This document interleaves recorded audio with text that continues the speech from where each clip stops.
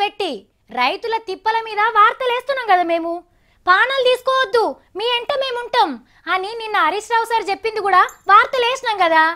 ఇగో ఇయ్యాల కూడా అట్లనే ఓగాయన నేను కూడా ఒట్టు పెడుతున్నా తీన్మార్ వార్తలు చెప్పుండ్రి అని మొగుల మీద పరీక్షలు చేసే సార్లకు మతలం పంపిండట.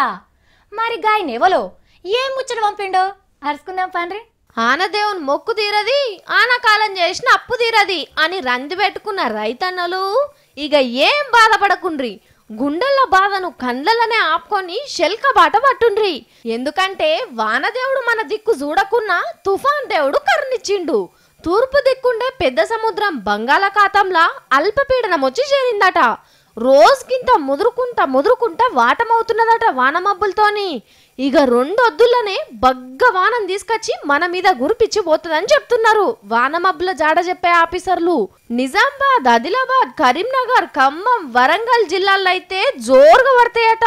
షెర్లు వల్గులు వారేటట్టు.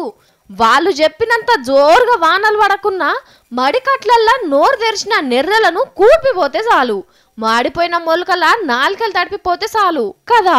ఇగో కాలం గిట్లా మారపటికనే మొన్నటి కానుంచి అక్కడక్కడ వాన జల్లులు పడుతున్నాయి. మరి పోయిన పంట పోయింది గాని ఉన్న పంటనన్నా బతికించుకునే ఉపాయం చేయండి. ఆయన అల్పపీడనం ఆవుస్ తీరి సముద్రంలోనే సల్లారిపోయి వానలు రాకపోయినా రైతులను మన సర్కార్ కడుపులో పెట్టుకొని చూసుకుంటది. నిన్న నీళ్ళ మంత్రి హరీష్ సార్ చెప్పిండు కదా, ధైర్యంగా ఉంటుండ్రి రైతన్నలు.